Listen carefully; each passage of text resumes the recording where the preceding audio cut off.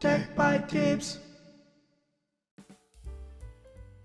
Hello and welcome to another Tech by Tips video. Today's video is going to be about a video request that has been quite a while in the queue, and it comes from Insane Tech, and he says, dope video, adding this to my stack as well, just gotta revamp it to work on TrueNAS. Could you do a video on Profilarr? It just seems so much better than Recycler, in my opinion. So he's asking us to do a video on Profilarr. So let's go really quickly. Here's the GitHub repository, but first let's talk about what Profilarr is. It is an open source configuration management tool that streamlines your media automation setup. With Profilarr, you can effortlessly sync custom formats and quality profiles across multiple instances, and all of it is backed by Git-based version control. Whether you're managing a single server or a fleet of media applications, Profilarr helps you to get that done conveniently and consistently. So if you go into the GitHub repository that you can find at dictionary with 2 R's -hub/database, this talks about the Profilarr. And if you go in here and click on documentation, it's going to take you to this website in dictionary, which talks about Profilarr. And also this repository acts as a database for the application. That's why the name is Dictionary Hub Database. So that's why it tells you that it also acts as a database that is compliant with Profilarr. So we're going to be using this later. But if we go into the documentation, basically at the very beginning on installation, it gives us the option for a Docker Compose, which is what we need for our Synology NAS, because we're going to be deploying this in a Synology NAS. But it works the same basically anywhere. You can run a Docker Compose like in a Windows machine or a Linux machine. It should work the same way. There's here the section that talks about Profilarr, and it gives you like details about how it works, how you can configure it, how you link things, how you connect it to Sonarr and Radarr, which are the two main applications that this works for, and all that. So you can just continue reading up here in order and you'll get yourself working in no problem. But we're going to do this in the video, so let's get to deploying this application.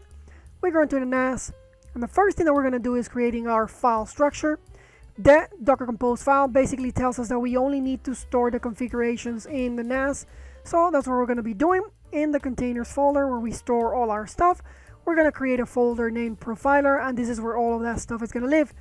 And in the projects folder, we're going to create another folder for Profilarr, and this is where our Docker Compose file is going to live. This is all that we need to do when it comes to the file structure, and we should be good to get started. So now we go into the container manager, and in container manager we go to the projects and we click on create a project, and we name this Profilarr. And then we look for that path that we created for the Docker Compose in here, and we select it, and then we say we're going to create a Docker Compose file. I already have the working Docker Compose file here, so I'm going to paste it here, and then we're going to take a look. So next, don't start, done. Then we look here for Profilarr and we look at the YAML. Pretty straightforward. It's only one container that we're going to be deploying. It's going to be using the official image from Docker Hub, which is on Santiago Saiche, Profilarr, the latest tag, and we're going to name this container Profilarr. The ports that we need to expose is for the web user interface, so it's 6868. You can change this to expose it in the NAS in whichever port you want, and the container listens on 6868. This one has to remain as it is. And then we're going to mount the folder that we created to store the configuration files here on the left side, because that's the NAS, and then on the right side that's going to correspond to the /config directory inside the container.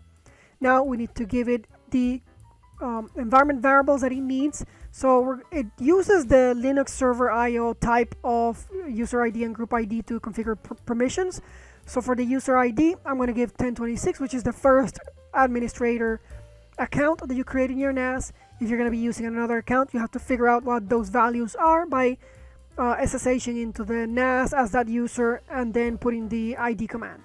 And it'll get you both the ID and the GID, so the group ID. So 1026-100 for the default, and then my time zone is America, New York, so I'm going to specify that in there. And we're going to say that we're going to restart this container unless we stop it ourselves. So that's all that we need with this in here, which we'll be able to save and build And I already downloaded the image, so it's going to immediately create the container. And as we can see, it successfully deployed the container. So now if I go into the containers, we'll see Profilarr here. If we go to the logs, we see that it is done. It is listening on the port that it specified, and it created the database that it needs and all that, and it says that it's up and running. So now we should be able to go into the IP of our NAS, and then on port 6868, we should see the interface of Profilarr. So let me reload this. And this is what you get when it is the first time that you are running this container. It asks you to create a username and a password account.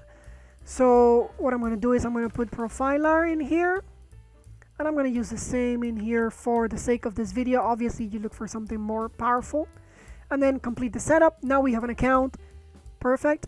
We're in the application, and as you can see, it's totally empty.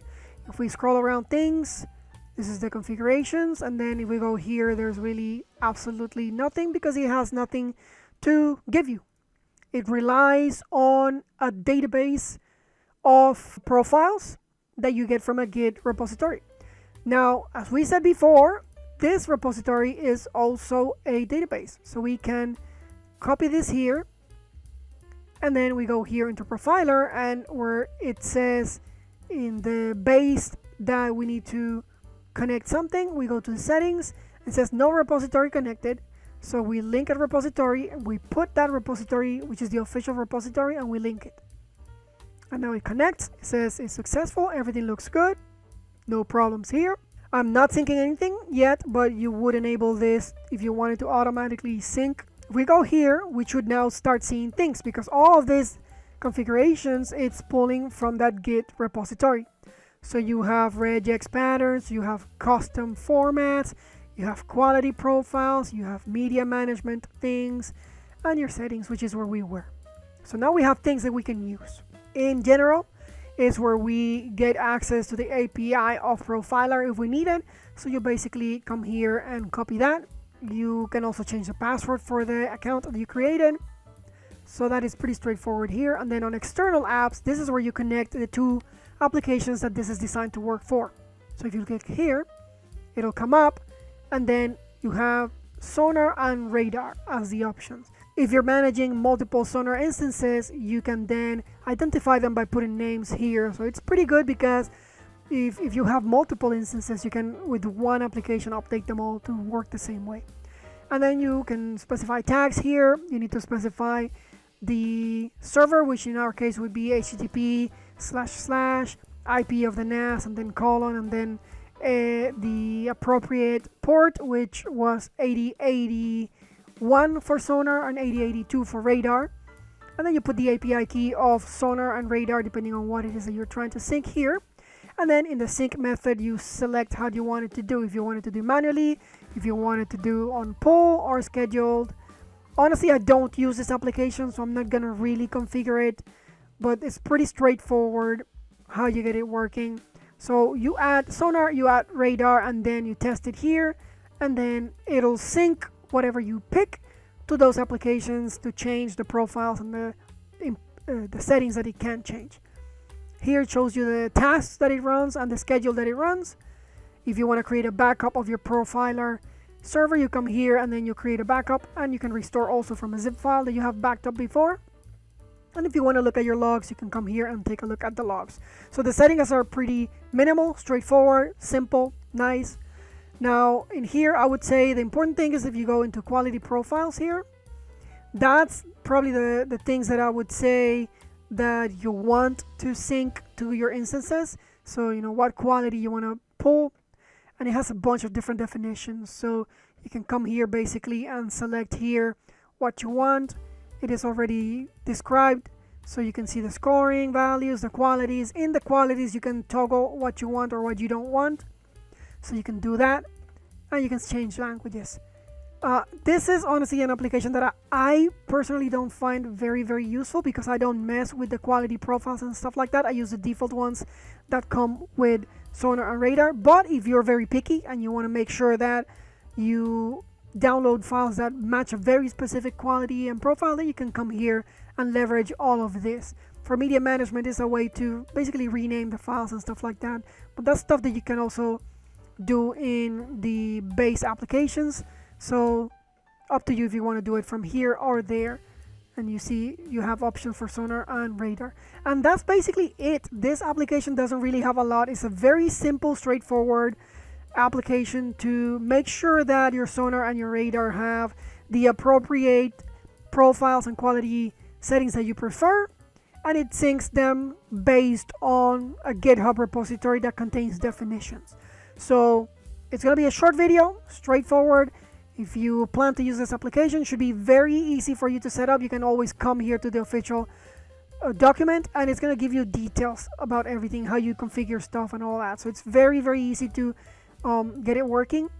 And yeah, I'll leave it here. I hope you found this useful. And if you did, hit the like button, subscribe to the channel if you have not done so. Hit the bell also so you don't miss any notification whenever a video is uploaded in the channel. And leave me comments in the comment section below, because as you can see, a lot of my videos are created based on things that you want to see, things that you want to get running, and you might be having difficulties or you don't know how to do it. I'll try to help you out in the comments as well as by creating the videos. You should have also noticed that there was no ad on my video, and that is on purpose because I'm not monetizing the channel. But that also means that all the effort that I spend into creating these videos and helping you out really gives me no benefit. So if you want to support me, there's a link in the description below to PayPal where you can donate. I shout out to the people that donate on the next video that I work after the donation, and there's also a Bitcoin wallet address if you prefer to donate that way. So that's gonna be it for this video. I'll see you in the next one. Take care.